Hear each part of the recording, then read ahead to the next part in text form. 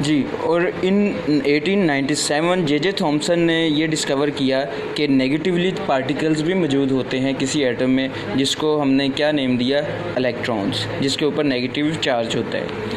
Okay जी, electrons and protons are fundamental particles of matter. जी, इसको हम समझने की ज़रूरत है। पहले फंडामेंटल पार्टिकल्स कहते हैं कि कोई भी ऐसा पार्टिकल जिससे मिल के कोई चीज़ बनी हो।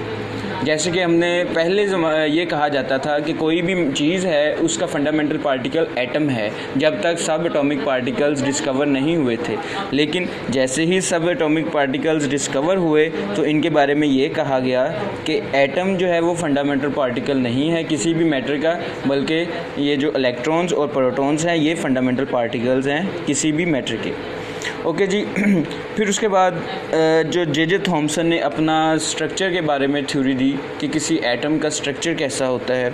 उसने ये बताया atoms were solid structures of positively charge, जो एक वो सॉलिड स्ट्रक्चर होता है जो पॉजिटिवली चार्ज पार्टिकल्स का होता है, सॉलिड स्ट्रक्चर होता है। उसके बाद with tiny negative particles stuck inside, और टेनी नेगेटिव जो पार्टिकल्स हैं, नेगेटिव पार्टिकल उसके अंदर स्टक होते हैं, उस स्ट्रक्चर के अंदर, पॉजिटिवली चार्ज पार्टिकल्स के स्ट्रक्चर के अंदर जो है वो नेगेटिव पार्टिकल्स स्टक होते हैं, उसके अंदर जुड़े होते हैं। It is like plums in the pudding.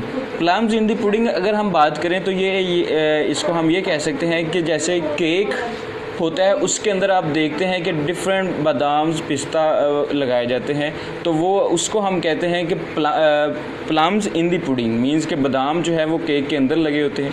इसी तरह ये जो हमारे पास उसने इसको डिफ़ाइन किया कि प्लम पुडिंग थ्योरी की तरह ही ये हमारा स्ट्रक्चर ऑफ एटम है कि एक सॉलिड पार्टिकल पॉजिटिव होते हैं और उसके अंदर नेगेटिव पार्टिकल्स जो हैं वो लगे होते हैं, स्टक होते हैं, इसलिए उसने इसको इस थ्योरी को भी क्या नेम दिया, प्लम्स पुडिंग थ्योरी। ओके जी स्टूडेंट्स, ये हमारा आज का लेक्चर था। उसके बाद नेक्स्ट ये मैंने इसी टॉपिक में से MCQs बनाए हैं और इसी टॉपिक में से कुछ मैंने शॉर्ट क्वेश्चन बनाए हैं। तो ये आप लोगों का वर्क ये है कि आपने MCQs और ये शॉर्ट क्वेश्चन अच्छे से याद करके इनको लिख कर मुझे चेक करवाने हैं। Thank you so much. अल्लाह हाफिज़।